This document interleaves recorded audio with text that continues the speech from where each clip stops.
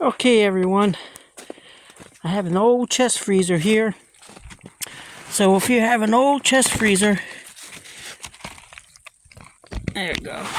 That old chest freezer, we converted it to a wood storage unit.